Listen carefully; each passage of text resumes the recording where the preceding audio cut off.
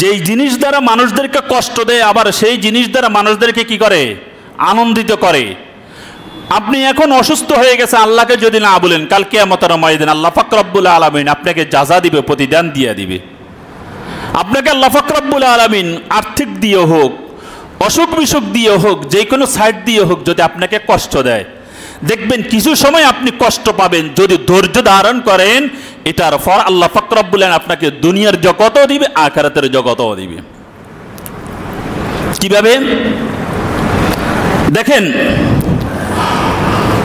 হযরত মুসা আলাইহিস সালাতু ওয়াস সালামের মা যখন উনি ভূমিষ্ঠ হলো, দুনিয়াতে আসলো, আগমন করলো, মুসা আলাইহিস সালাতু ওয়াস সালামকে হত্যা করবে, মুসা আলাইহিস সালাতু ওয়াস সালামকে শেষ করে দিবে। এটা তো ইতিহাস বিশাল, ওই ইতিহাসের দিকে যাব না, সংক্ষেপে বলতেছি। যেই জিনিস মুসা আলাইহিস সালাতু ওয়াস সালামের মা চিন্তা করলো, আমি আমার ছেলেকে কি করব। মুসা আলাইহিস সালাতু ওয়াস সালামের মা চিন্তা করলো যে ফেরাউনের ডিগলা যদি এরকম ছেলে সন্তান যদি জন্ম দেয়, তাদেরকে কি করবে? হত্যা করবে। তাহলে মুসা আলাইহিস সালাতু ওয়াস সালাম হলো সন্তান ছেলে, তাহলে এই ছেলেকেও তো হত্যা করবে, শেষ করে দিবে। যার কারণে মুসা আলাইহিস সালাতু ওয়াস সালামের মা চিন্তা করলো, মুসা আলাইহিস সালাতু ওয়াস সালামকে একটা বাক্স বানাই, কাঁটার বাক্স বানাই, মুসা আলাইহিস সালাতু ওয়াস সালামকে ওই বাক্সের মধ্যে রেখে বাসায় দিলেন। এখন দেখেন, আপনি আপনার সন্তানটাকে কি বাক্সের মধ্যে এভাবে কি বাসায় দিবেন? আপনার ভিতরে তো থাকবে যে আমার এই বাক্সটা হয়তো ডুবে যাবে, আর ডুবে গেলে সাথে সাথে আমার সন্তানটাও শেষ হয়ে যাবে, ডুবে যাবে। মুসা আলাইহিস সালাতু ওয়াস সালামের মার ভিতরে এই জিনিসটা কাজ করতেছে যে এটা পানিটার মধ্যে যে আমি যে বাক্সের মধ্যে আমার ছেলেটাকে যে বাসায় দিতেছি, ওনার ভিতরে কাজ করতেছে এই সন্তান যদি মারা যায়, শেষ হয়ে যায়, তাহলে আমি বাসায় দিলাম, এই পানি তার জন্য ক্ষতিকারক। এই পানি তার জন্য কি ক্ষতি? ক্ষতি কি? যদি বাক্স ডুবে যায় তাহলে শেষ হয়ে যাবে। যার কারণে মুসা আলাইহিস সালাতু ওয়াস সালামের মায়ের মাথায় গেল যে এই পানিটা ক্ষতি করবে আমার সন্তানের। যার কারণে আল্লাহর উপর ভরসা করে মুসা আলাইহিস সালাতু ওয়াস সালামকে বাক্সের মধ্যে রেখে মুসা আলাইহিস সালাতু ওয়াস সালামকে কি করলেন? বাসাইয়ে দিলেন। আর সে বাসাইয়ে দেওয়ার পরে মুসা আলাইহিস সালাতু ওয়াস সালাম বাসতে বাসতে চলে গেলেন কোথায়? সেই ফেরাউনের ঘাটের নিকট। যাই হোক, ফেরাউনের সেখানে গেলেন, লালিত পালিত হলেন। আর মুসা আলাইহিস সালাতু ওয়াস সালাম তখন কি হয়নি? এ পানি মুসা আলাইহিস সালাতু ওয়াস সালামকে ডুবাই নেন।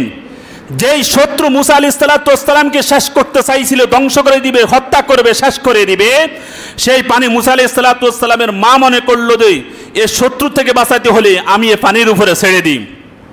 শেষ এমন একটা অবস্থা হয়েছে, আল্লাহ পাক রব্বুল আলামিন মুসা আলাইহিস সালাতু ওয়াস সালামকে রক্ষা করলেন। আর ফেরাউনের বাহিনীকে আল্লাহ পাক রব্বুল আলামিন সেই নদীর ভিতরে কি করলেন? নিমজ্জিত করলেন, ডুবাই মারলেন।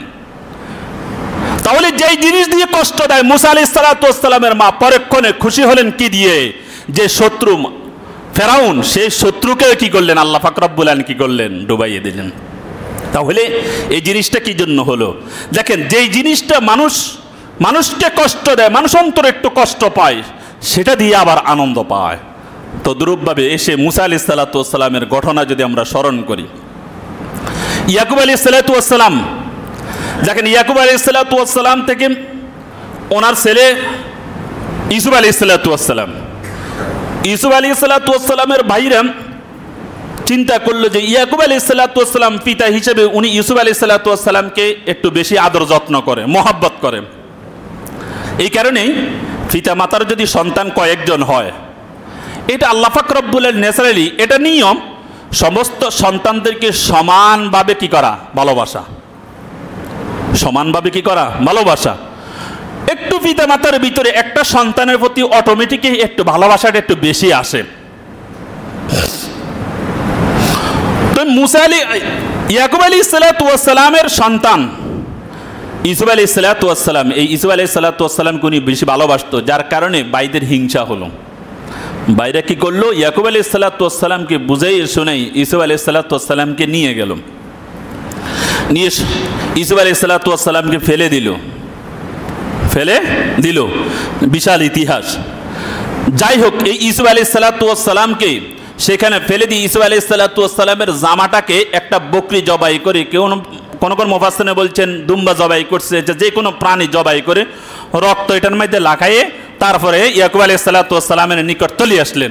ইয়াকুব আলাইহিস সালাতু ওয়াস সালামের নিকট আসার পরে এখন ইয়াকুব আলাইহিস সালাতু ওয়াস সালামকে বিশ্বাস কিভাবে করাবে, যার কারণে জামাটার মধ্যে রক্ত লেগে নিয়ে আসি, এরপরে ইয়াকুব আলাইহিস সালাতু ওয়াস সালামের নিকট দিল যে আমরা অনেক চেষ্টা করছি ইউসুফকে বাঁচানোর জন্য, নেকড়ে ইউসুফ আলাইহিস সালাতু ওয়াস সালাম ইউসুফকে খেয়ে ফেলছে, জামাটা আমরা কোন রকম সিঁড়ি বিড়িয়ে তারপরও নিয়ে আসছি, এই জামাটার মধ্যে রক্ত লেগে আছে। ইয়াকুব আলাইহিস সালাতু ওয়াস সালাম বিশ্বাস করতেছে না। যাই হোক, ইয়াকুব আলাইহিস সালাতু ওয়াস সালাম চিন্তা করলো এটা আল্লাহ পাক রব্বুল আলামিন আমাকে পরীক্ষা করতেছে। কষ্ট পাইছে কোনটা দি? একটা হলো তারা মিথ্যায় ইউসুফ আলাইহিস সালাতু ওয়াস সালামকে ফেলে দিয়ে আসছে, দ্বিতীয় হলো আবার ওই জামাটা নিয়ে আসার পরে যখন জামাটা দেখালো তখন ইয়াকুব আলাইহিস সালাতু ওয়াস সালাম কষ্ট পাইছে। অন্তরে কি পাইছে? কষ্ট পাইছে। যখন জামাটা দেখলো তখন তার এই জামাটা যতক্ষণ ছিল, ইয়াকুব আলাইহিস সালাতু ওয়াস সালাম নবী, যার কারণে ইয়াকুব আলাইহিস সালাতু ওয়াস সালাম ইউসুফ আলাইহিস সালাতু ওয়াস সালামের জামাটাকে সংরক্ষণ করে রাখছেন দোয়াবিহীন, এই রক্তরঞ্জিত অবস্থায় এই জামাটা ইয়াকুব আলাইহিস সালাতু ওয়াস সালাম সংরক্ষণ করে রাখছেন, যেটা আল্লাহ পাক রব্বুল আলামিন ওনাকে পরীক্ষা ফেলাইছে। ইয়াকুব আলাইহিস সালাতু ওয়াস সালাম পরবর্তীতে শেষ পর্যায়ে যখন বাইরা যখন ইউসুফ আলাইহিস সালাতু ওয়াস সালামের নিকট গেল রসদ আনার জন্য, যাওয়ার পরে ইউসুফ আলাইহিস সালাতু ওয়াস সালাম তো বুঝে গেলেন, পরে বলছেন, যার কারণে ইয়াকুব আলাইহিস সালাতু ওয়াস সালাম ইউসুফ আলাইহিস সালাতু ওয়াস সালামের জন্য কাঁদতে কাঁদতে কাঁদতে কাঁদতে উনি অন্ধ হয়ে গেলেন। চোখের পানি এত ফালাইছে, যার যে পানির কারণে, যে পানি পালানোর কারণে ইয়াকুব আলাইহিস সালাতু ওয়াস সালাম অন্ধ হয়ে গেছেন সঙ্গে সঙ্গে, কষ্টে কষ্টে। পরবর্তীতে ইউসুফ আলাইহিস সালাতু ওয়াস সালাম বলছিল, যেই জামাটা তোমরা নিয়ে গেছো আমার বাপের নিকট, ওই জামাটাকে তোমরা নিয়ে ইয়াকুব আলাইহিস সালাতু ওয়াস সালামের সামনে নিয়ে যাও। পরবর্তীতে যখন ইয়াকুব আলাইহিস সালাতু ওয়াস সালাম অন্ধ হয়ে গেছেন, তখন ইয়াকুব আলাইহিস সালাতু ওয়াস সালামের সন্তানেরা তখন ওই ইউসুফ আলাইহিস সালাতু ওয়াস সালামের জামাটাকে তারা গোপন করে রাখছিল। রাখার পরে তখন ইউসুফ আলাইহিস সালাতু ওয়াস সালাম বলছিল যে যদি ইয়াকুব আলাইহিস সালাতু ওয়াস সালামের যদি অন্তটাকে যদি তোমরা দুরবিত করতে হয়, তাহলে আমার যে জামাটা তোমরা নিয়ে আমার পিতাকে দেখাইছো, তোমাদের পিতাকে দেখাইছো, ওই জামাটা নিয়ে তার চোখের সামনে একটু বুলাইয়ে দাও, তার চোখের মধ্যে লাগাইয়ে দাও, তাহলে তার দৃষ্টিশক্তি ফিরিয়ে আসবে। তার দৃষ্টিশক্তি কি আসবে? ফিরিয়ে আসবে।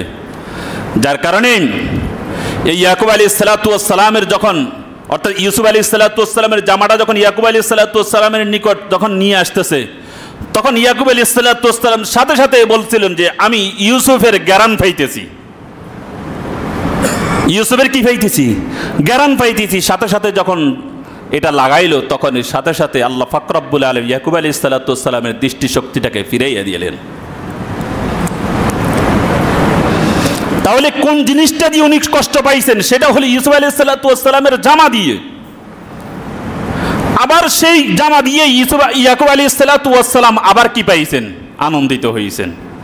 তাহলে আমরা ধৈর্যহারা হয়ে যে সামান্য যদি আল্লাহ পাক রব্বুল আলামিন আমাকে যদি মুসিবতে পালায়, আমাকে যদি কষ্টে পালায়, তাহলে আমি ধৈর্যহারা হয়ে যাই। মুসলমান তোমাদের মাঝে সমস্ত ইতিহাস রেখে গেছে, ইতিহাস তুমি জানো, ইতিহাস তুমি গাঢ়, ইতিহাস তুমি জানার চেষ্টা করো, মানার চেষ্টা করো, তাহলে তুমি সফল। তুমি মানার চেষ্টা করবে না, জানার চেষ্টা করবে না, তোমার ভুল ত্রুটিগুলো জানার চেষ্টা করবে না, তোমার ভুল ত্রুটিগুলো তুমি জানার চেষ্টা করবে না, তাহলে তুমি সফল হইবা না। তোমাকে সফল হতে হলে মৌলিক 4টা যেই কথাগুলো বলছিলাম, এইগুলো তুমি তোমার মাঝে নিয়ে আসো, তাহলে তুমি সফল হইবা। তাহলে তুমি কি হইবা? সফল হইবা। তাহলে যেই জিনিস অন্যের থেকে উপদেশ গ্রহণ করা, কোনো ব্যক্তি যদি ভালো কাজ করে ওই কাজটাকে আমি গ্রহণ করতে হবে। অন্যের ভিতরে যেই ব্যক্তি ভালো কাজ করে ওই ভালো কাজটা আমি গ্রহণ করব। যেই জিনিস দিয়ে আল্লাহ পাক রব্বুল আলামিন আমাকে কষ্ট দিবে ওইটার মধ্যে আমি ধৈর্য ধারণ করব। আমি কি করব? ধৈর্য ধারণ করব। তাহলে যদি ধৈর্য ধারণ করতে পারি তাহলে আমাকে সফল করবে কে? আল্লাহ। সফল করবে কে? আল্লাহ।